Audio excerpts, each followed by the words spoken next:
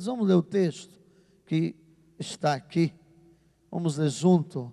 Ainda que a figueira não floresça, nem que haja fruto na vide, e o produto da oliveira mintas, os campos não produzam mantimentos, as ovelhas sejam arrebatadas dos apriscos, e dos currais não haja gado, todavia eu me alegro no Senhor, e exulto no Deus da minha salvação.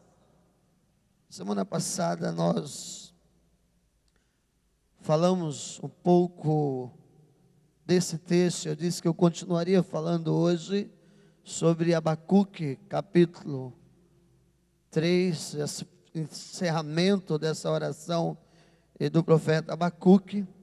E eu quero pensar com você nesse texto, nesse tempo que temos.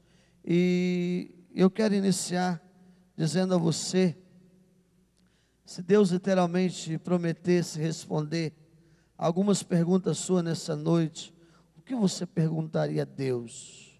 Imagina se Deus aqui hoje, pessoalmente, olhasse para você e dissesse, qual é a resposta que você precisa? O que você perguntaria para Deus? Ou quais seriam as suas perguntas para Deus?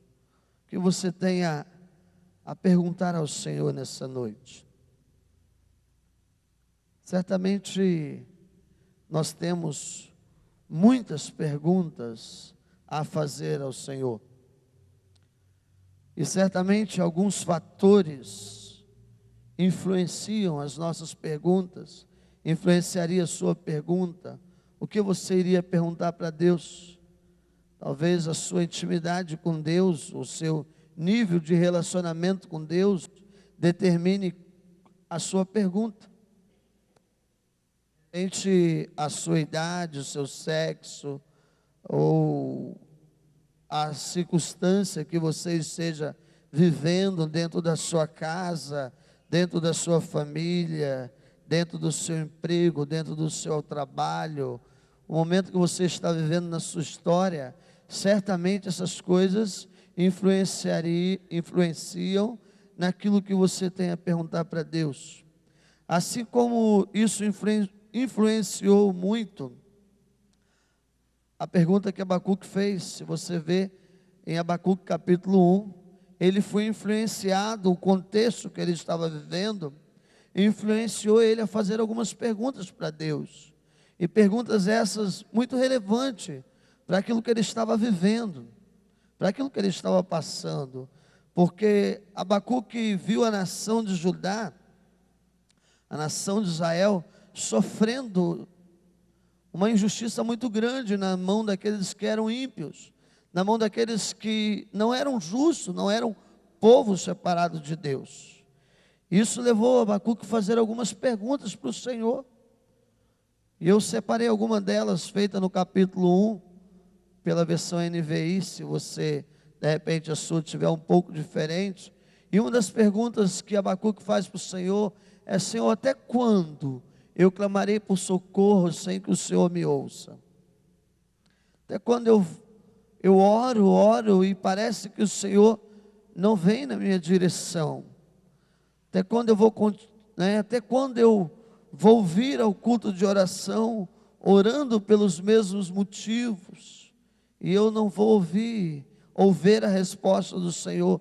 A outra pergunta que ele faz: até quando, Senhor, gritarei a ti violência sem que tragas a salvação ou resgate em minha direção? Por que me fazes ver tanta injustiça e contemplar a maldade? Senhor, tu não és desde a eternidade, tu não és aquele, talvez Abacuque estivesse pensando, tu não é aqueles que Isaías 66, ou Isaías 64, versículo 4, alguém me ajude, ou 66, 4 ou 64, 4, que diz que desde a antiguidade ainda não se viu, ainda não se ouviu um Deus que trabalha por aqueles que nele espera. Talvez Abacuque olhasse e falasse: Senhor, o Senhor não é desde a eternidade esse Deus que trabalha, por aqueles que esperam no Senhor. Certamente Abacuque foi influenciado em fazer essas perguntas por conta do cenário que a nação estava vivendo, do contexto que ele estava passando, da situação que naquele momento ele estava enfrentando como pessoa, como servo de Deus. Na semana passada, o texto que antecedeu o que eu li um texto que diz que Deus procura adoradores, e o tempo é esse, que há adoradores que o adoram em espírito e em verdade. E adoradores que adoram Deus em espírito e em verdade são adoradores que se apresentam diante de Deus com coração sincero, mesmo diante das lutas que estão vivendo. E aí eu notei uma coisa, que existe alguns pré-requisitos para toda resposta de Deus à sua pergunta. Para tudo que nós perguntamos a Deus, há um requisito para a resposta de Deus, a sua resposta afirmativa a uma pergunta de Deus a você.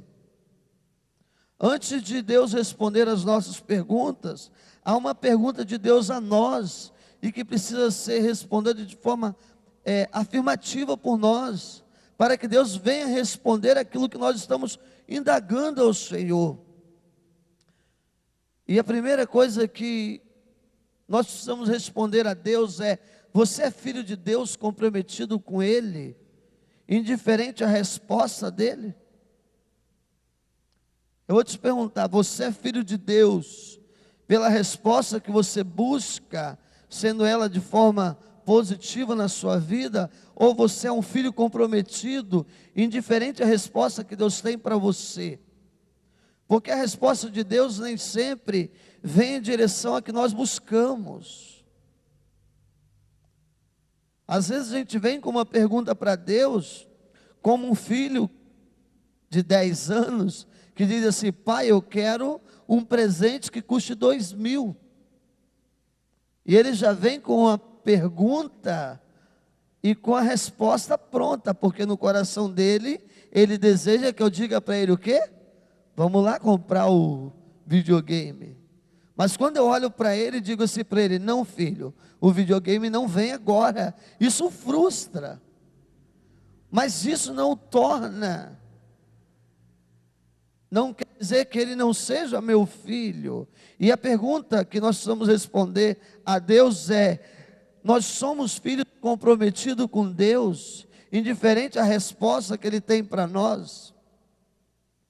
Nós somos tensionados com sinceridade a obedecer as instruções de Deus em todas as suas escolhas? Veja só, quando eu estou fazendo uma pergunta para Deus, certamente, sendo eu alguém que tem uma vida de intimidade com Deus, eu estou buscando o direcionamento de Deus para a minha vida, o querer de Deus para a minha vida. Não é isso? Eu, sendo um filho temente, comprometido, quando eu vou em busca de uma resposta, eu quero que Deus direcione os meus caminhos. E a pergunta agora é: estamos verdadeiramente tensionados, com sinceridade, a obedecer a instruções de Deus a partir da sua resposta à nossa pergunta? Você se dispõe, como filho comprometido, a aceitar a vontade de Deus, antes de saber qual é ela? Isso é muito sério, essa pergunta. Quando Abacuque chega diante de Deus e falando assim: Senhor, eu não aguento mais. Senhor, eu estou cansado. Senhor, eu estou arrebentado de ver tamanha injustiça diante da minha casa, diante da minha nação, diante do povo. Eu não consigo mais ver os babilônicos se levantando contra nós e nos oprimindo tanto. E Deus tinha uma resposta para Abacuque. Mas veja, querido, os últimos versículos que lemos na oração revela que Abacuque era tudo isso aí que nós estamos falando. Revela que Abacuque era comprometido com Deus, indiferente à resposta de Deus. Revela que Abacuque estava tensionado com sinceridade a obedecer às instruções de Deus. E revela que Abacuque estava disposto a aceitar a vontade de Deus. Sabe por quê? Porque quando nós nos aproximamos de Deus, Ele conhece o nosso ser. E aí a resposta dele vem em direção à nossa resposta, à pergunta que Ele também nos faz. Isso fica muito claro porque o capítulo 1 revela que a resposta de Deus para Abacuque foi terrível. É como se você chegasse aqui hoje e falasse: Deus, a minha família está um caos.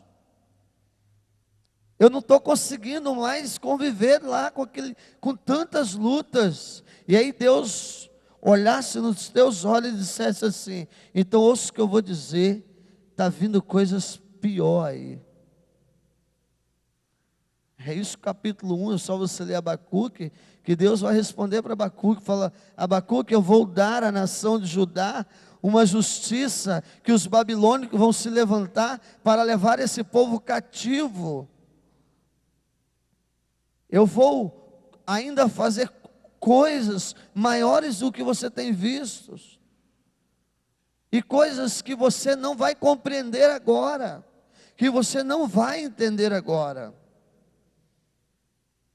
E talvez quando nós perguntamos para Deus algumas coisas, não seja exatamente o que nós queremos ouvir, não seja exatamente aquilo que nós queremos de Deus. E aí há uma necessidade enorme de, como filhos comprometidos, de entendermos que o que Deus tem, ainda que não pareça, ainda que é diferente daquilo que pensamos, é o melhor, porque Ele é Deus. Deus olha para Abacuque e diz assim: Abacuque, ainda é tempo, esse é o tempo ainda dos justos viverem pela fé. Ainda é tempo dos justos viverem pela fé, porque as coisas que eu tenho para vocês ainda não é neste tempo. Isso, cale-se diante de mim, porque eu sou Deus. Fiquem em silêncio, porque eu sou Deus. Eu estou assentado no trono, versículo 20 do capítulo 2. Eu estou ainda no controle de todas as coisas. Ainda que eu levante essa nação para oprimir Judá, saiba que eu sou Deus e os meus planos são o melhor para a vida de vocês, para a nação de Israel. Por isso, fique em silêncio daquilo que eu vou revelar a você.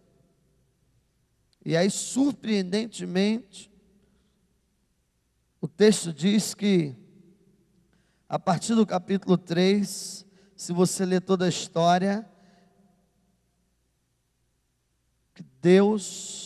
que Abacuque se rende diante dessa afirmação de Deus. Abacuque se rende diante do direcionamento de Deus. Abacuque se rende diante do querer de Deus, da vontade dele.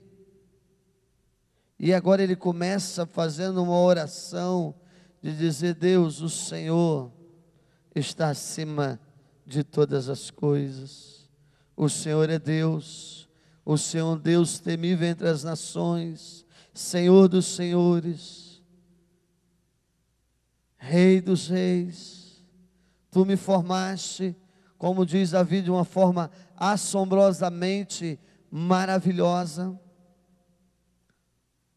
de uma forma grande, e veja, querido, veja, aí Abacuque olha para Deus e diz assim: Senhor, ainda que a videira não dê frutos, porque já não estava dando, porque a nação estava sendo totalmente assolada, os babilônicos vinham e levavam o que a terra produzia. Ainda que não haja ovelhas nos currais, já não os tinha, porque a nação estava sendo assolada pela Babilônia. Ainda que não haja fruto, ainda assim eu me alegrarei no Senhor. Aleluia. Queridos, quando nós olhamos para esse texto da palavra de Deus, nós entendemos que a vida de um servo, a vida de um servo de Deus, ela é uma vida de entrega do seu ser. Porque quando nós vivemos assim, nós não dependemos daquilo que nós queremos de Deus, mas daquilo que Deus quer para nós. Eu vou repetir, não é o que nós queremos de Deus, é o que Deus quer para nós. E como é difícil aceitar o querer de Deus e abrir mão do que nós queremos. Essa frase de Mark Twain diz que o que incomoda-me, ele disse que o que incomoda-me na Bíblia não são as partes que eu não entendo, mas sim as que eu entendo.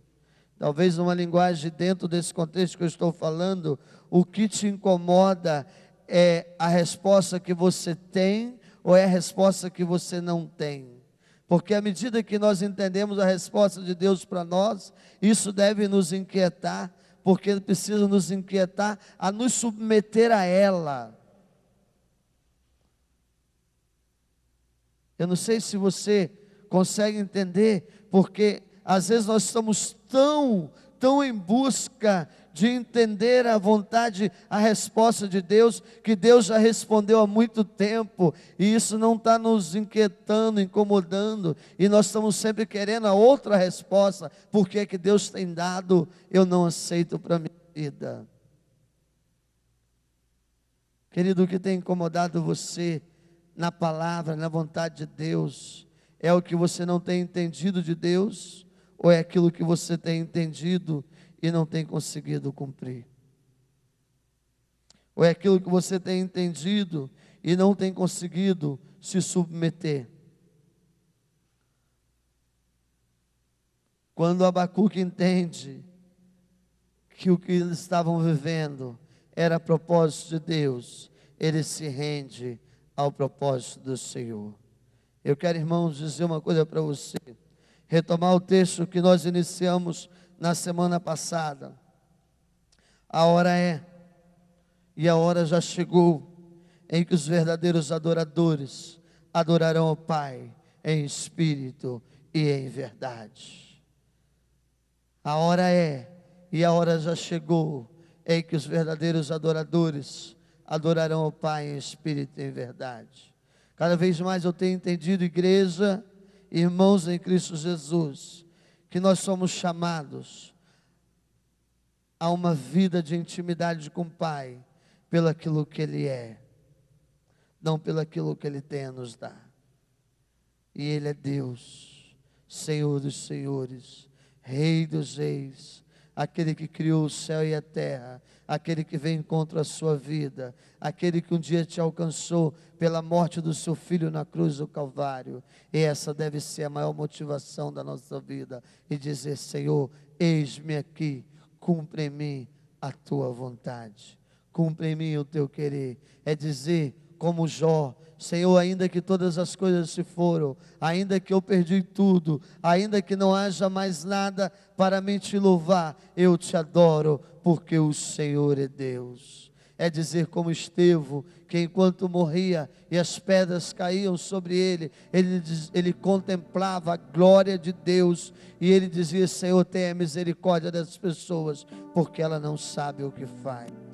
É dizer, como Paulo e Silas, à meia-noite, levantar um cântico de louvor a Deus, um cântico de adoração a Deus, porque ele sabia que mesmo açoitados, mesmo preso, mesmo acorrentado, o Senhor estava presente na vida deles naquele cárcere.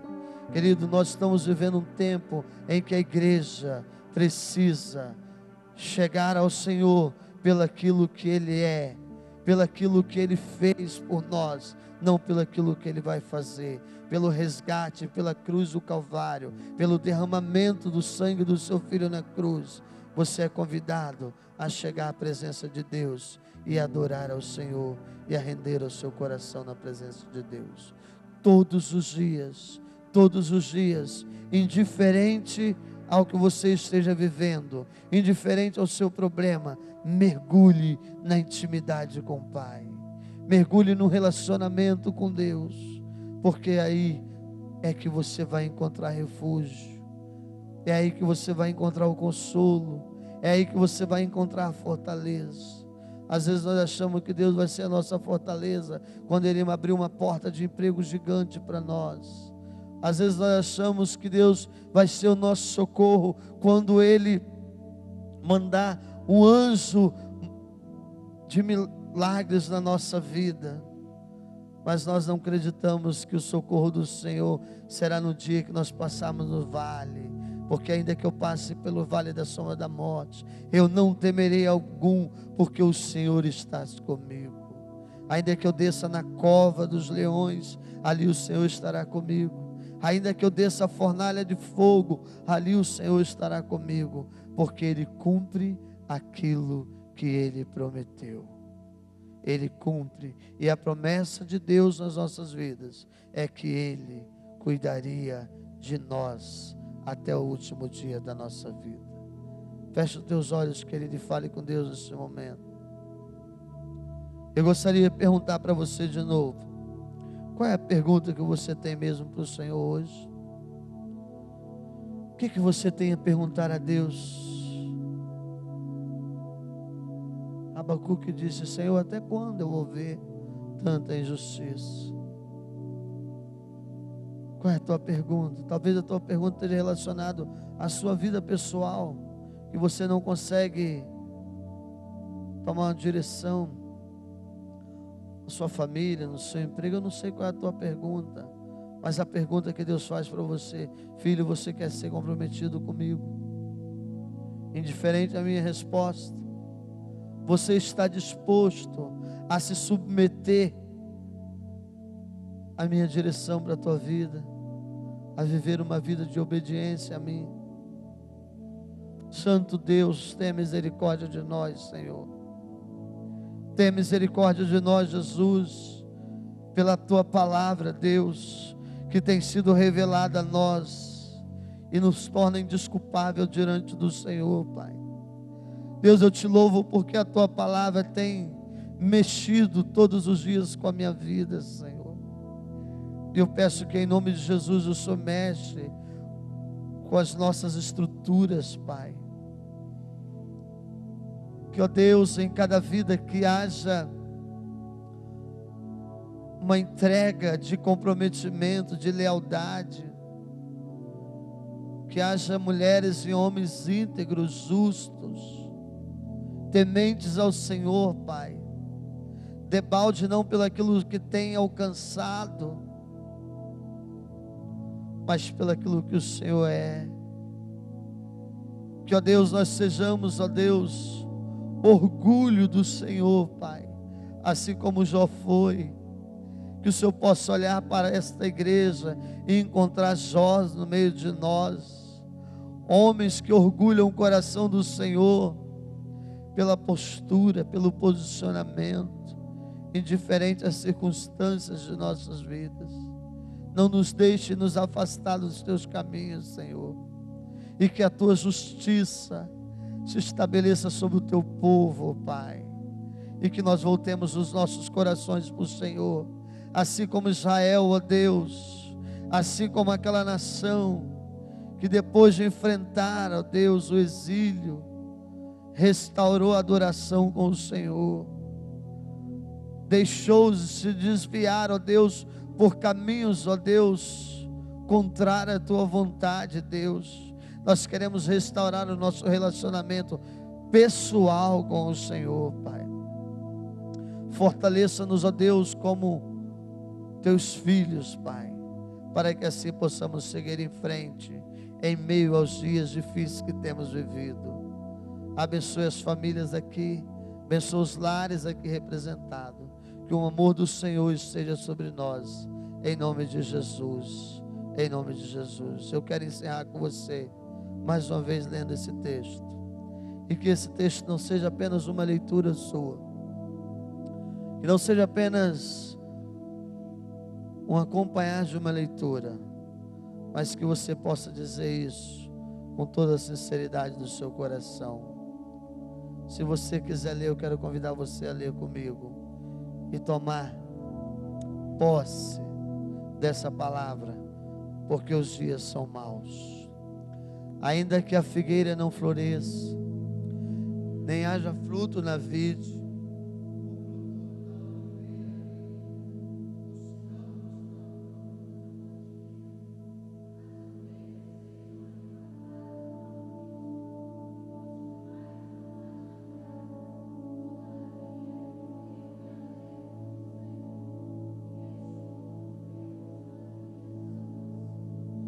que assim Deus abençoe a sua vida, Deus abençoe a sua família.